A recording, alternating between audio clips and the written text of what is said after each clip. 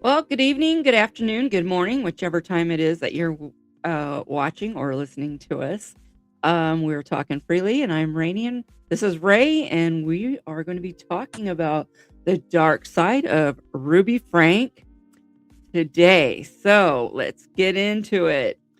The family of Ruby Frank from Springfield, Utah, a Mormon family of 8, with the rise of online influencing becoming a popular amongst the LDS community, Ruby decided to do one on her family and call it 8 Passengers. And this became a huge deal, and they grew such a large following, over 1 million subscribers. Wow. And when they received their first check from YouTube for about $89, Kevin, the father, was pretty excited about it. And it didn't take long before 2,000 a month turned into 6,000 a month and then 100,000. And they What? decided to LLC pass 8 Passengers, and everyone in the family became employees, so they all got paid. Can you even Mm, imagine no. making $100,000 a month? I'm like, No. God. For I doing mean, nothing, really, just living your life. yeah, I don't know. I'm like, it might have even got up to like 300,000. No, So it was like, I couldn't even imagine. I wouldn't even know what to do with that amount of money. no, I wouldn't.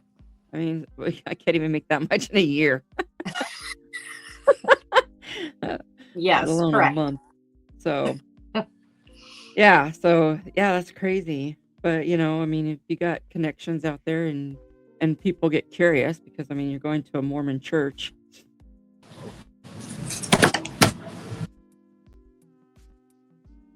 So, yeah, so as time went on, Ruby became very controlling on how she wanted everyone to look and how she wanted everyone to come across online, and this Oh, was very important to her, and she wanted everything to be perfect.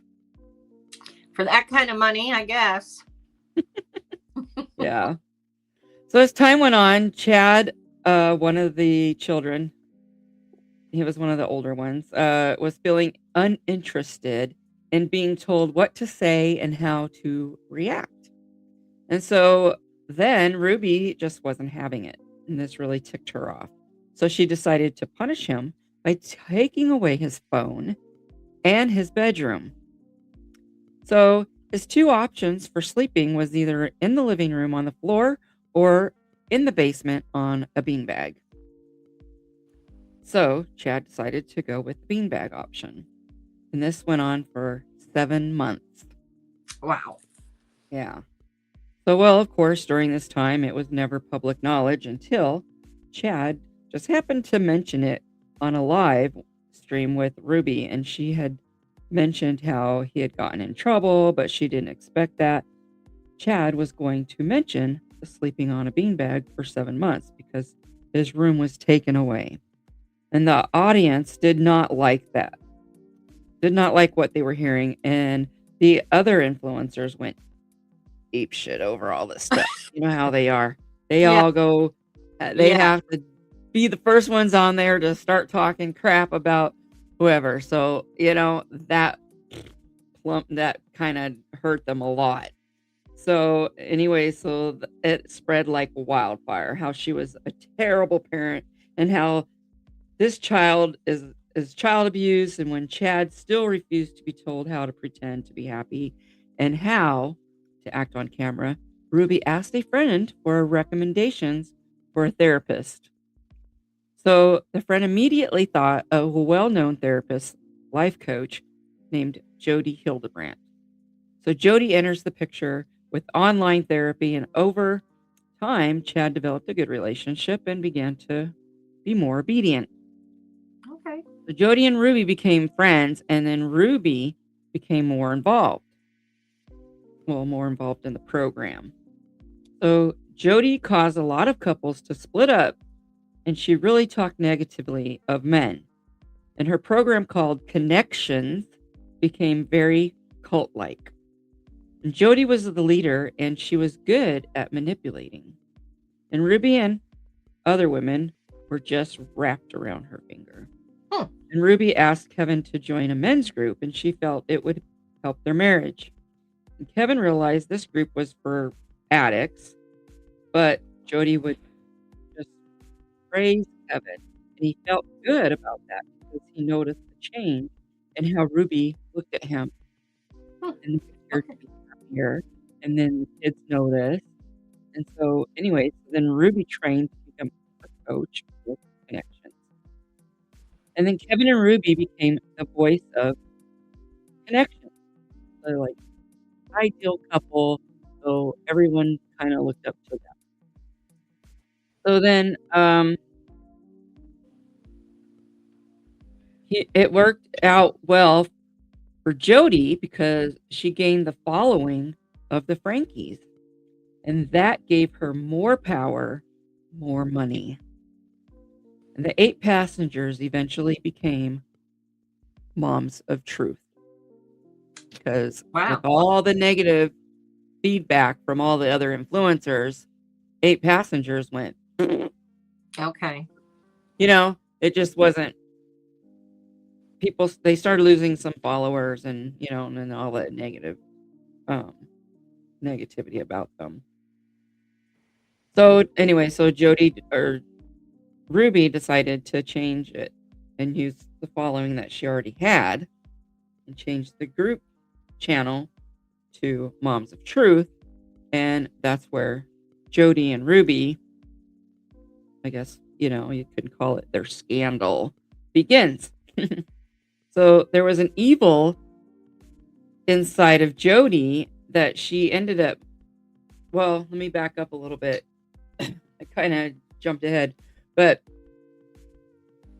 so Jodi started feeling kind of like weird and like an evil inside of her. She was afraid to be home alone.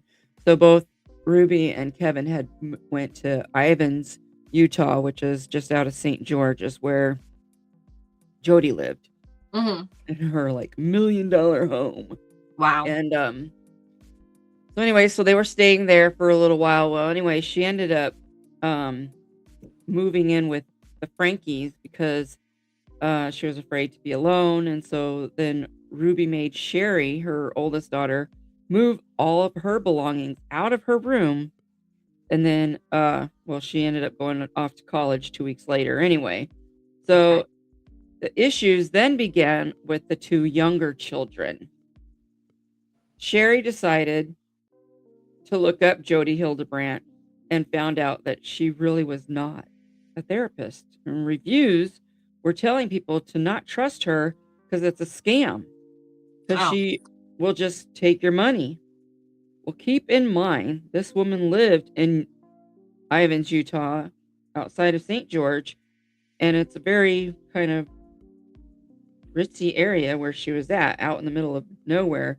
And I don't know how much property she had, but it was a huge home, and she lived there by herself. So she was making money. Yeah. So anyway, I guess her license was revoked, and Chad and Sherry told their mom that but she didn't seem to care. And Jodi was forthright to them about what they would find because the people were just nasty, troubled people, just attacking her. So of course, it's everyone else's fault, typical Right. narcissist. Right. Playing So the victim. yeah. So Kevin says, well, since Jodi came in the picture, weird things would happen.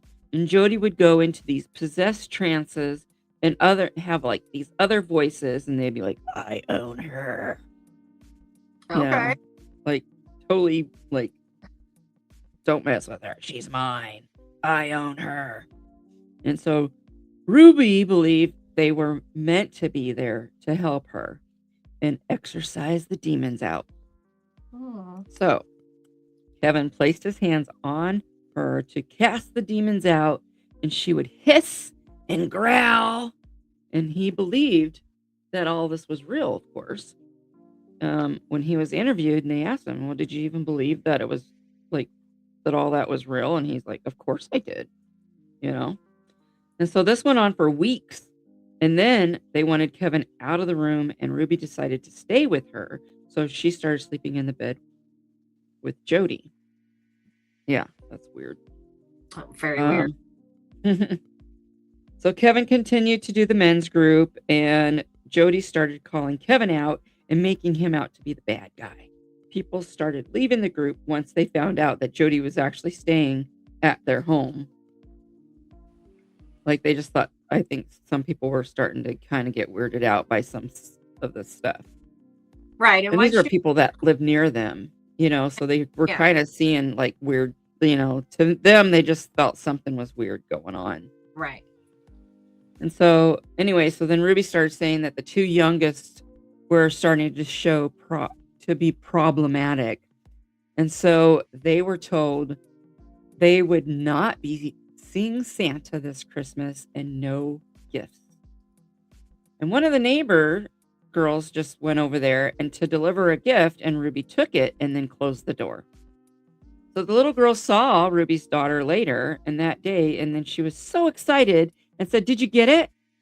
And then she replied, "I didn't get it because my mom made me throw it away." Oh. Yeah.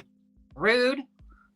So they got to watch their siblings open their gifts but they didn't get anything. Wow. That's awful.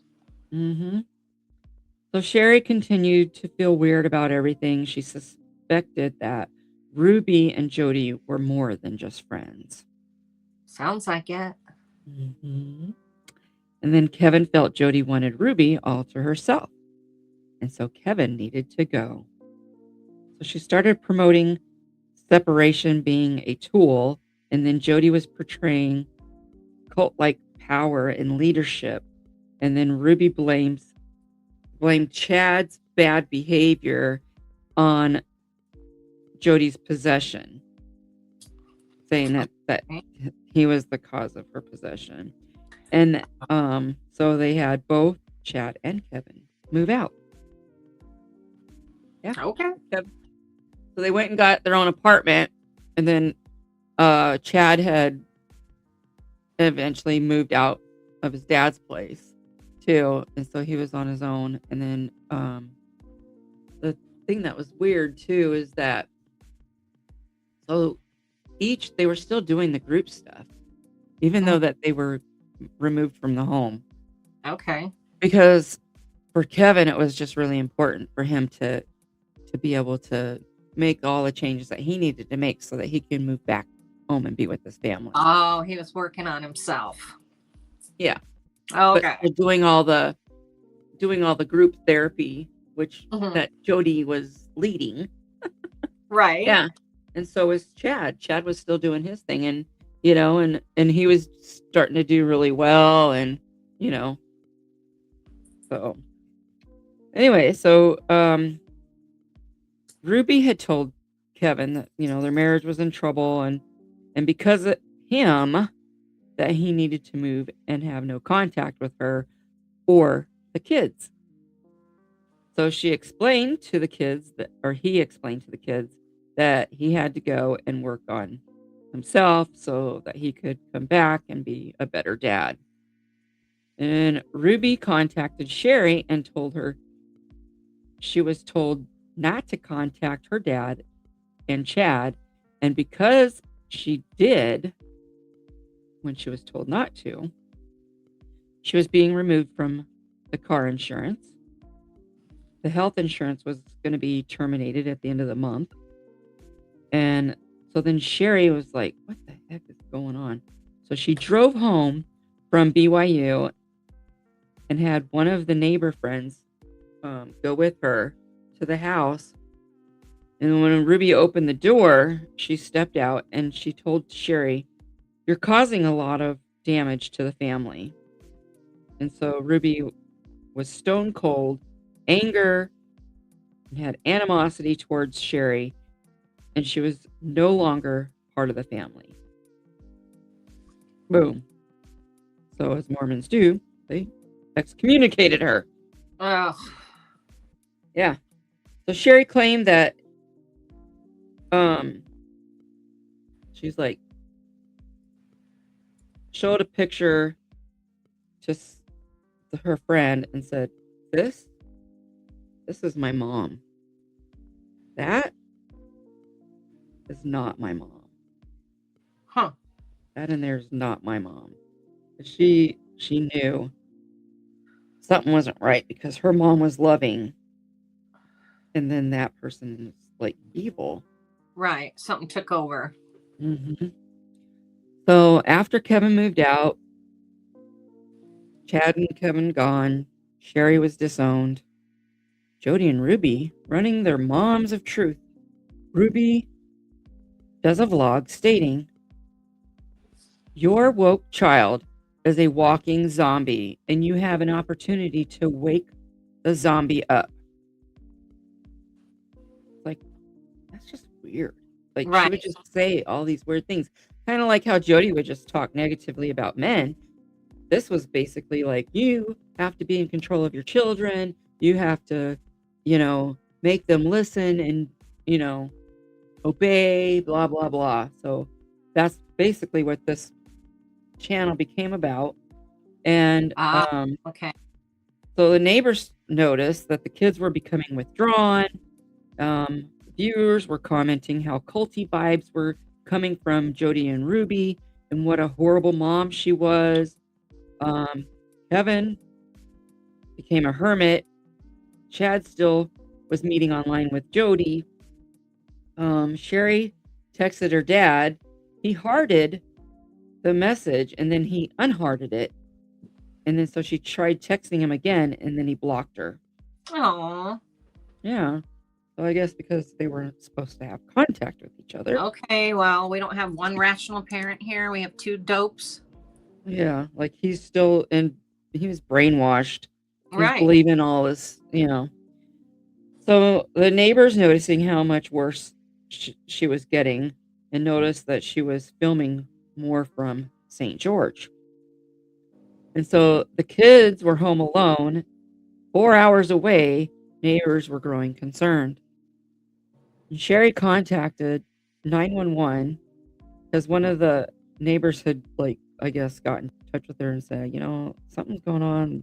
Your brothers and sisters are home alone, And so Sherry contacted the police department to check on the kids, and the police show up, but no answer at the door. And police had no warrant, so the judge would not sign off on it. And then the neighbors reach out to Kevin, and they get blocked. Yeah, that's how brainwashed he was. Kevin is not helping. No. So many of the neighbors contact DCFS, but there were no signs of abuse, and so nothing they could do, so they closed the case. And so the kids weren't seen again after that. One of the neighbors who had contacted DCFS, and they'd asked her, "Well, have you ever seen them get abused?" And she's like, "Well, I haven't actually seen it firsthand." And then so, yeah, well, then there's nothing we can do about it if you haven't witnessed them being abused. So then that neighbor was like, "Man, I wish I would have just said they were being abused." Just Right. so Right. she could have saved Just them, said something. Yeah. Yep. So 10 months later, St. George, Utah, August 30th, 2023, the youngest boy shows up at the neighbor's home, and as he was walking away, the man comes out and asks the boy what he wants, and he wanted help. He wanted him to go to the police station because he's hungry and he was thirsty. And the man noticed that he was very emaciated. And the man obviously got choked up as he was explaining this to the 911 call. And he's covered, telling him he's covered in wounds, and his hands and his feet were duct taped. And they had rope around them. Not at the time, but, like the rope burns and stuff. Right. And like so, restrained in some way. Huh? Like restrained in some way. Left Yeah. mark. Yeah. So the police show up. They go and knock on Jodi's door. And then she opens the door. And so they tell her she needs to come outside. And she's like, no, I'm on a call. I'm on the phone with my lawyer, blah, blah, blah. And then they're like, no, you need to come outside. So they made her come outside. They enter the home. Well, they'd asked the little boy, was there anybody else? And he says his sister was in there. So they search for the younger sister. So they end up finding her in a closet after. Then they found the safe down there. Mhm. And then so they go back out and they ask Jodi, what's the combination to the safe? What is it? Like a hidden room? What? And she's like, yeah, it's a room, but I don't know what the combination is. I'm like, Okay. seriously, this is your house, but you don't know what the Right. combination is. So anyway, so they just go back down there and one of the police officers just start messing with it. Boop, boop, boop, boop, boop. 1, 2, 3, 4, 5, 6. Ah! Boom. It opens.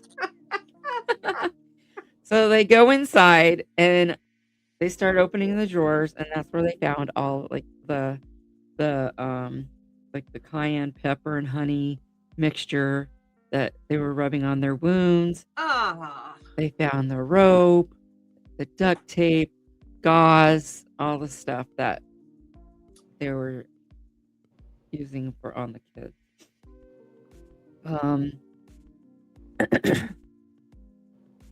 So when Ruby shows up, they're both, taken inside. They had her come inside the house. I don't know. They were questioning her, but she wasn't really saying anything. And so, anyways, they did arrest them. Good. And took them in for questioning. Jodi continues to be cooperative, but they could tell she's trying to manipulate them. And she was like, I get it. I'm a therapist. I understand. I want to tell you everything that's going on or, everything, but, I don't know who you are. So I don't know that I can trust you that you're not going to twist everything I'm saying around, you know? So Mhm. that's like, yeah, whatever. They knew that she was trying to manipulate, like, oh, but, Yeah. I did nothing wrong. So when the investigator or detective questioned Ruby, she just sat there, just slowly blinking, not answering any of the questions. And then when she's like, well, do you have anything you want to say? And she's like, I'll wait until my lawyer gets Oh. here. Yep. So anyway, so Ruby refused to speak until her lawyer was present. And so a year goes by since this was a year after Kevin had already been. Hold on. Can't read my own handwriting. So they saved Okay. the sister, obviously. They saved the sister. We kind of skipped over that part a little bit. They got the sister. Do you know where the other kids were? Well, they were left at home in Springville. Oh, So there was okay. two others. Yeah. Chad Okay. was on his own. Sherry was off to college, so there was two other kids, and they were left at home. So they had taken the younger ones because they were showing behavior issues or whatever.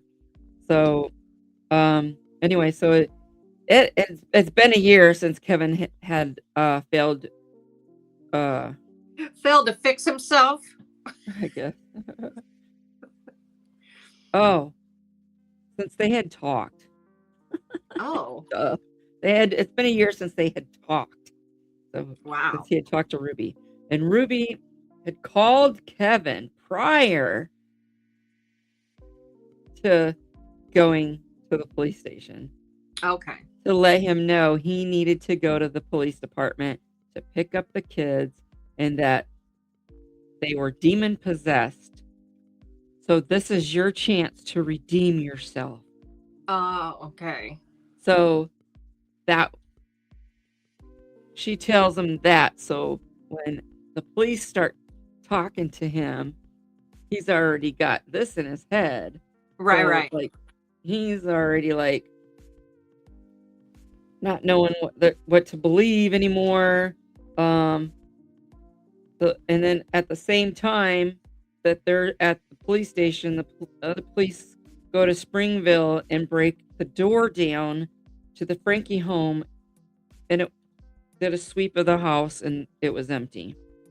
Okay. Well, the other two children were actually at a home of a friend of Ruby's, um, down the road, and Okay. so they seemed to be physically okay. Okay. But there seemed to be no remorse or anything from Ruby. Doesn't sound like it. Yeah. And Kevin was shocked when they told him everything that happened. And after the police questioned him and he explained he had no contact in over a year and he had no idea what was going on. And he was so distraught hearing all of this. And he was just like, I don't understand how this happened. She told me that, like they were possessed and, whatever. So he still wasn't really believing what they Right. were telling him. And so in his mind, he's still brainwashed over all this stuff and thinking, he's still defending his wife. So Ruby and Jodi are each charged with 6 counts of child abuse.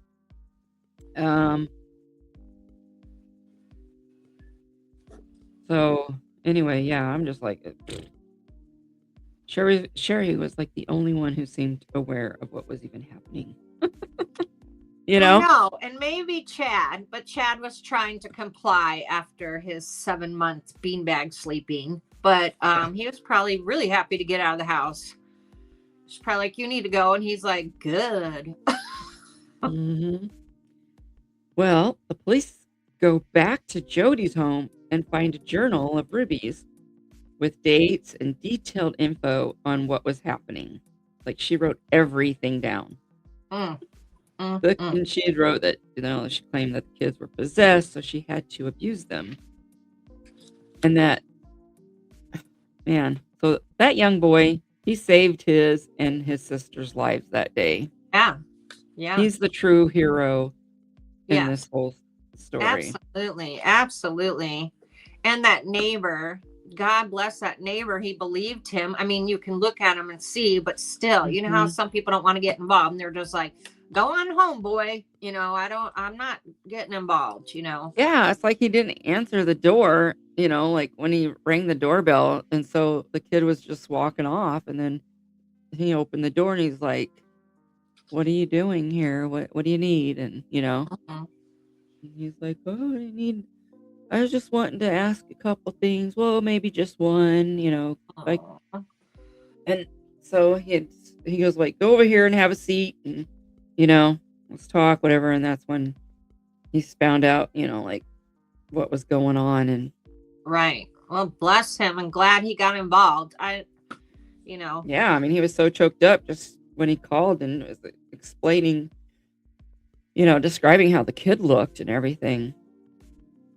It's terrible. So, yeah, so sadly, Kevin and Chad both believed that the abuse was justified because of the demons inside.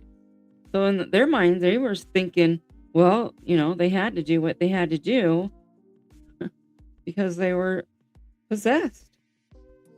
So when Chad told his dad, he's like, well, I'm going to go to the house. So if you want to meet me there, then that's where I'm going. So anyway, so they both ended up showing up at the house. And when they went to the house and saw the mess inside and so much stuff was gone, and he was just like, what's going on? Like everything's like, there's so much stuff just like missing. And so one of the neighbors had come by and he told him, he's like, hey, excuse the mess, and he's like, oh no, I understand there's a mess because they were packing, they were planning, they were moving out. Oh. So he found out that she moved to St. George. And Kevin is finally waking up, seeing the truth come to light. Told Chad they were both lied to and they were brainwashed. Yeah. Hello, McFly. That's right. God. Oh. I'm like, I don't understand. How did it take that long to figure this out, man? You know, you were removed from your home. You were not allowed to talk to any of your kids. I'm like, who does that? You know, I don't and know. it's like, and then you block your own kids, and then when like reaching out for help, right? Because she believes other kids are in trouble, and he blocks her. Yeah, where's your parental instinct? It's like your kids. You're not going to just take advice only from your wife, especially who removed you from the home and is sharing a bed with some lady. Yeah, and if anything, at least drive by the house and see how it looks, or talk to your neighbors and find out. It's like, dude, you waited until it was too late. Yeah, red flag, red flag, red flag. I need a little flag. Red flag. No. Well, anyway, so then the guilt sets in for Kevin, and he needed to be there for those kids. Jodi and Ruby really did a number on him. So 4 months later, both Jodi and Ruby plead guilty to aggravated second-degree child abuse on 4 counts. And so they will each serve up to 30 years in prison. Oh, good. Good. Yeah. I hope they get a little prison justice. I said, I hope they get a little prison justice. Yeah, don't mess with kids, man. Yeah. Mm-hmm. So Sherry has no desire to ever speak to her mom again. I wouldn't. She's never even referred to her as mom. She calls her Ruby.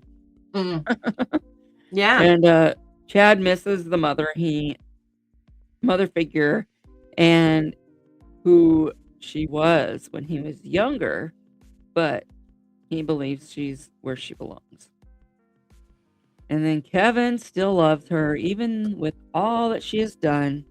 He just cannot turn off all the memories that they shared together. And, but the control and deception ruined this family. And so Chad ended up starting his own following with social media as a social media influencer. Oh, good. Sherry has campaigning against social media vlogging, and she's written a book called The House of My Mothers. Aww. And Kevin, he ended up filing for divorce. Well, took you long enough. Yeah. So LDS community shouldn't even be encouraging family vlogging. Man. So I've learned so much. I've learned so much about these full-time influencers. Oh, yeah. And we were talking about it earlier about the money. You get that money, and I guess you want to keep it rolling. You get going. But it's like, it was working. You were getting the money. Just leave it the way it was. And then you turn it into something else. I mean. Yeah. I mean, there's so much you could have done with your family with that money. And you got greedy. Yeah. Or whatever, they went psycho. Yeah. And what is, I don't know, the other lady, how do you get that, brainwashed, if you will? It's like, if you tell me, oh, we have to take the demon out of your child, I'm like, how about I take him to the doctor? I'm not doing all this other stuff. If there's something wrong, I might want to get a little medical, help. I mean, like you're just taking the word of this lady that someone recommended, but apparently she was pretty prominent, or known throughout the church, Yeah. I'm just saying, if you actually, but I thought she looked her up and saw she had bad reviews, but in general, you still question things, even when you're told something like, well, I'm not comfortable with that. Is there another option? Like when you go to the doctor and they're like, well, you could take this medication, or we could cut you open, and you're like, what are my options? Let's think about something else. But Yeah. you're just gonna Get a follow second her. opinion. Yeah, Something. yeah, yeah. Yeah. Oh, that's terrible.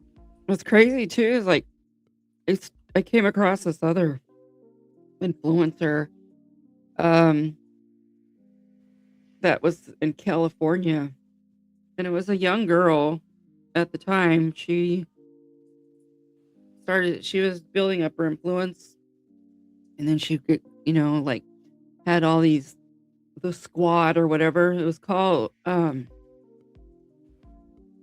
I forget what her name is. Something Raquel and the squad or something. And I was thinking of like covering that one too, maybe, because it's just crazy to see how wrapped up the people get in these influencing. And but the thing is, her mom basically was controlling that as well. And so all these parents of these other children, they weren't even allowed to be there when they were filming and all this stuff. But like they were the girls making all this money, but these kids aren't getting Right. anything. Right. And so how fair is that? They're Right. all doing everything and they're rolling in the dough here. And then the mom and her boyfriend, who was the camera guy, was taking a percentage of it.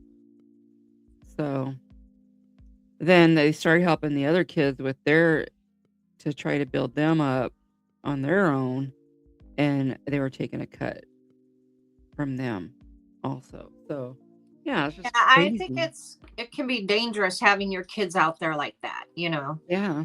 and then they take advantage, and you're the parent, you can say whatever you want. We're going to take this much, or, Well, it's kind of like the child stars, yes, yes. because it's like the parents see the money coming in that their kids are making off of doing this stuff, and so then they are like taking the money.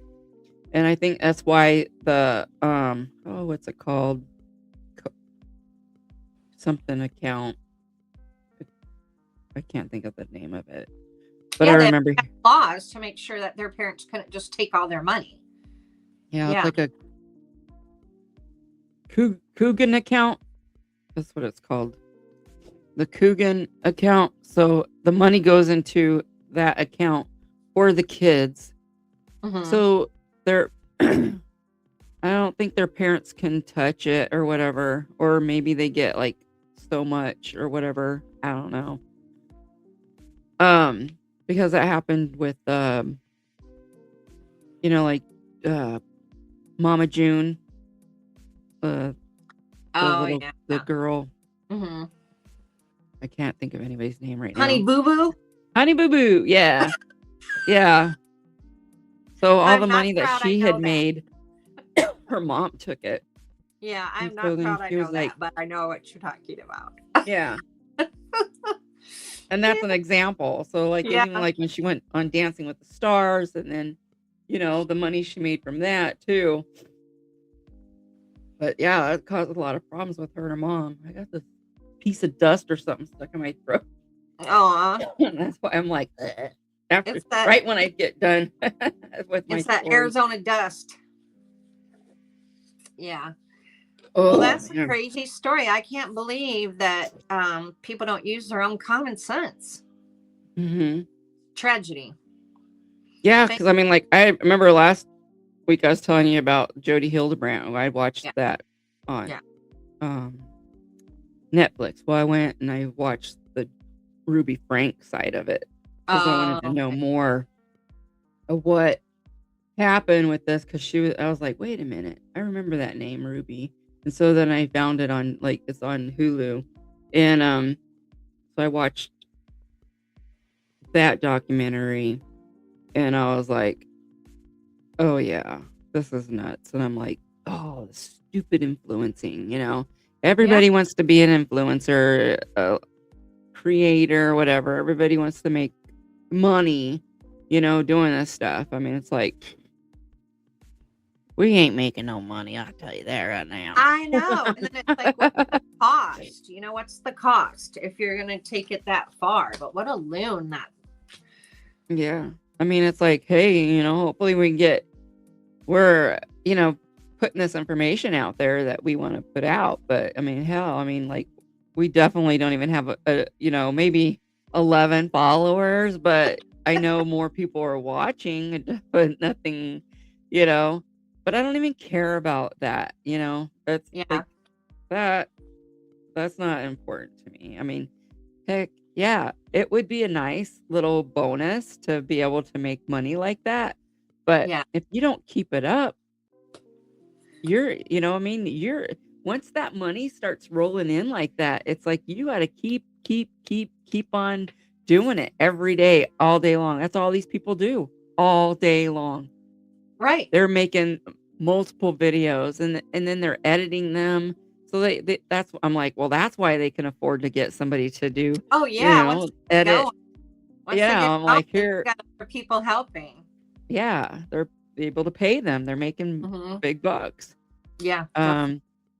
I don't edit our videos because that's just too much time. I don't have time like that. I know. And we're talking freely, so it's not we're not trying to make a movie. We're just talking freely, so we're good. Yep. That's as much effort as we can go. Yep. It is what it is. This is what you get. It's like when I would do my interviews before with bands, it was live. We did them live. It was live streamed. We didn't make any money on that either, but it was like no editing. It's like, this is what it is. Right. Yeah. I'm like, I don't have time for that. Ain't nobody got time for that. Ain't nobody got time for that. Oh, I hope I don't get sued for that.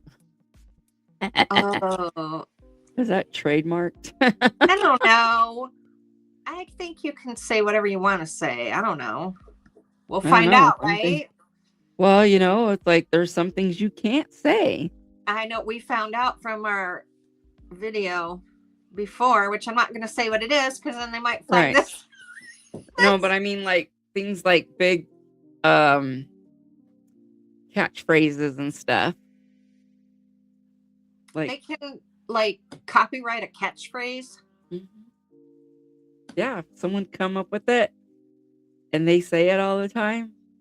So we can't say the old Wendy's saying, where's the chicken? I don't know, like I would say it without thinking about it, you know what I mean? Right. But it's like, yeah, because you use I say that stuff all the time. But I mean, it's like I don't know about. You said that earlier. That's like that's just like quoting a movie, right?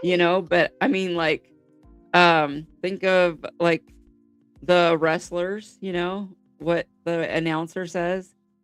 Let's get ready. Yeah, can't say it. Oh, yeah. See, it's so funny though because you use those phrases all the time, like Bueller. Yeah. But that's just like quoting a movie, but like things that are used for certain events, I guess. Okay. Yeah. It's hard to know the difference. They'll let us know. They have, so. Yeah. Oh yeah, because people hear you. Then if let's put it this way. Do you know who Gypsy Rose Blanchard is? I have heard of her. Oh God. What? That's one I'm like, I can't stand her. I'm like, I don't even think I could stand it. That's all people talk about anymore. Anyway, and so I really don't even want to cover her, but she's I see her. She's got so many different personalities, and anyway, all the truth stuff is coming out of like her past because she had killed her mom. Whoops, I don't know if I can say that. She unalived her mom. So anyway, the boy that she had help her, Mm-hmm. He had autism, and then Oh, so she manipulated him, but they had different personalities that they would talk to each other. They would do videos to each other and stuff. And so, anyways, one of these influencers had got the FOIA all those papers, mm-hmm. the court papers, all that stuff. Their you can get people's medical records, I guess. I don't know. Yikes. Yeah, I'm not sure how all that works, but you can request stuff like people's autopsy reports, things like that. Anything that's public record, you can request. So probably not the medical records, but since it was probably because it was in the court proceedings, I guess. Yeah. It might be. Mm-hmm. But anyway, so then all her videos are starting to surface, and they're playing them on this one certain channel. And anyway, so now she's seeing that people are talking about it, and all her videos are coming out. And so then she decided to go and trademark her name. Oh. She thinks that that's going to get people a copyright strike. So she's trying to strike people's videos. Yeah, so she gets all the money. Well, I don't know. Yeah, I don't know how. Maybe. But she doesn't want them talking about her because she's trying to hide the truth. Right. She's manipulating the truth and trying to make everybody believe her side of the story, like that she had Munchausen by proxy, which I don't believe that she did. I believe she was the one manipulating everybody, even her mom. You'll have to watch. Yeah. I don't have interest in her, but I do believe she was a manipulator, and she practiced that her whole life. Oh yeah, so, she's good at scamming, and but she can flip her. I forget what it's called when you can flip your personality, kind of like how Kamala Harris did. You flip your accent to kind of go with whatever environment you're in. So she could do that, like her accent, and she'll, like, I'm on a high right now. Nobody can take that away from me. And I kind of feel like I look like one of her Demona with the red, this wig. Oh God. Now it's gonna bug me. I haven't seen her, so.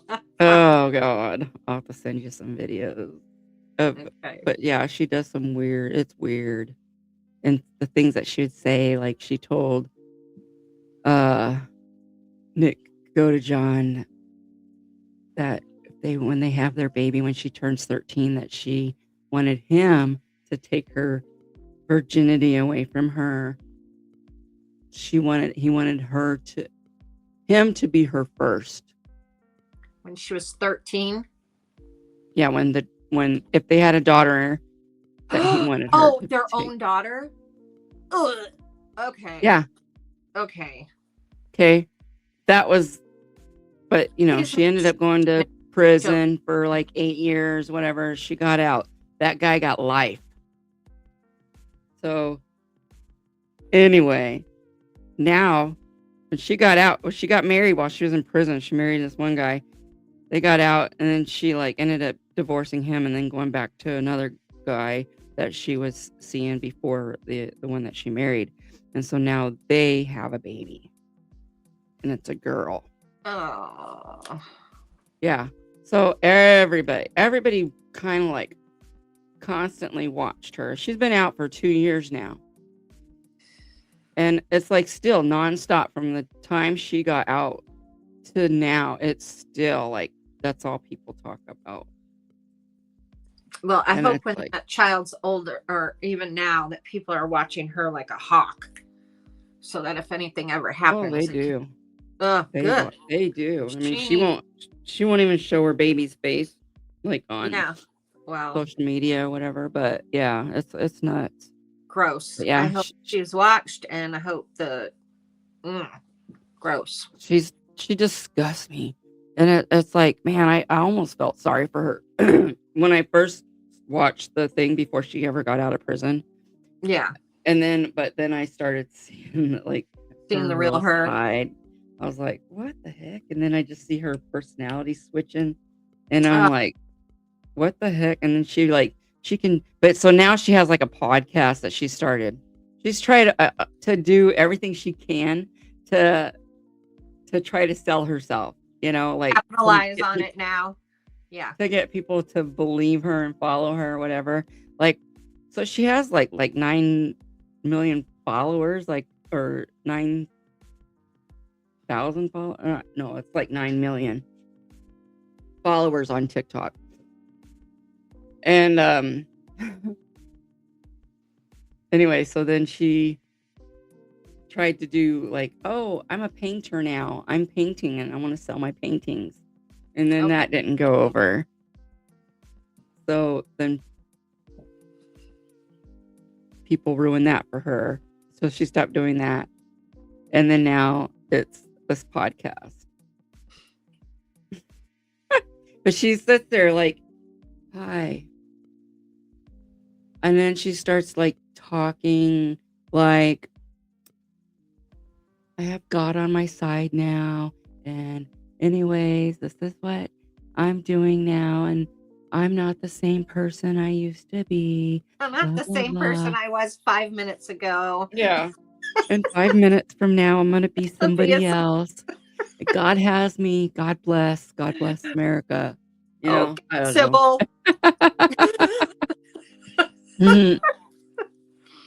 Oh, that's God, I can't stand her.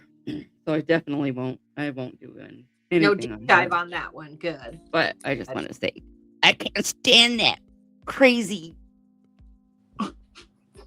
whatever. Hope you see this. I doubt it though. We think you're Lulu. Just freaking nuts.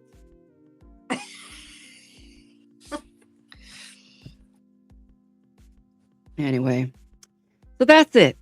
That's the dark side of Ruby Frank and the mess that she created for her family, and now she's in prison. So who knows when she'll get out? They won't know until they do their hearing or whatever it is, the appeals and all that stuff. So, but anywhere from 1 to 30 years is what they'll spend in prison. Hopefully, it'll be a while. And they're in Utah? Mm-hmm. Oh, good. Utah's pretty strict. I'm about fed. I don't even know what to think about Utah anymore. Everything that's happening right now is out of Utah. Yeah, it is crazy. Right now, I don't know about Utah. Shoot, even there, I think everybody's corrupt there. And it's like all these MLMs come out of Utah too. Right. Paparazzi, Lulu, whatever, the essential oils, something living. I forget what it's called. Oh, it's right on the tip of my tongue. It's yeah, there's like even a little town or something called that, or a farm area. I don't know. I saw it when I was driving through there. Yeah. Yeah. Young Living. Yep. Yeah, and that's then, yeah, and what was the other one? I remember a long time ago. I don't even know if it's still around, but yeah. All these MLMs, because that's what the Mormon thing, and now their thing is like the dirty sodas that comes from. Oh yeah. Yeah, we got a swig that's opening up right around the corner for me. I haven't heard of that. Huh? I haven't heard of that here. Yeah, I don't. It's just barely something that's coming here. It's called Swig, and that's like sodas. They add like sweet cream or whatever in it. Make it like a cream soda. It's good. First time I ever had one was like last June, actually. And I've had it a few times out there, but now we're going to have one right next door. So that might be my new Dutch Bros. Yeah. I'm like, I'll get like sweet cream and like mix it, like get like apple juice, like the green apple juice, or even like anything, any of those like powdered drinks, like the orange and strawberry, whatever, mix it with Sprite and then add a little cream to it. That sounds delicious. Yeah. I was actually just looking up generic sodas from the 80s. Like, I just remember all those, like you'd go to your parents' work picnic or something, and they have the strawberry, the grape, the cream soda, the root beer. Like Shasta. Shasta was the Oh one. no, like Big K. Yeah. Shasta, though, my like God. Yeah, generic brands. Well, I still remember that commercial where they're like, I wanna pop, pop, pop, I wanna Shasta. Yeah. Can't And even like, get Shasta out here. Huh? Can't even get Shasta out here. I was like, because I was looking for it one day because it's like they have it in Utah. Oh. And I was like, oh, there's like one that's like a strawberry Shasta. And I always have them get that. Oh my God, it's so good. It And is. then I was like, I'm trying to find some Shasta here, but they don't have it. Might be Shasta Cola. Since I was little. If you try to get it on like Amazon, it's like super expensive. Yeah, it's crazy. Yeah. All right. Well, I think this is a wrap for this episode. So tune in for the next one. We'll be talking about Elizabeth Shue.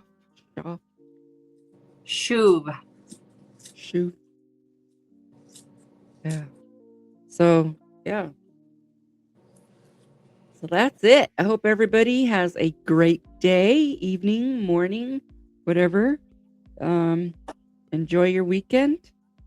And we'll see you, or you'll hear us on the next episode. Anyways, you can catch us on Spotify. Find us on TikTok and all that. You can email us if you have a topic you would like us to discuss, or if you would like to be a guest on our show, let us know. It's Elizabeth Shove. I don't know what I said. It's like SHAOF. It's spelled SHOAF.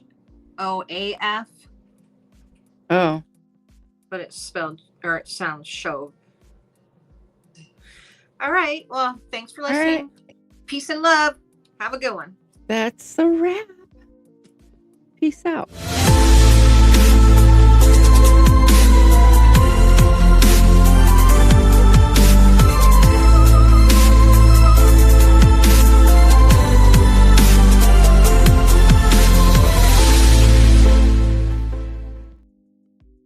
Be quiet. Man. I'm still on. Oh, I see.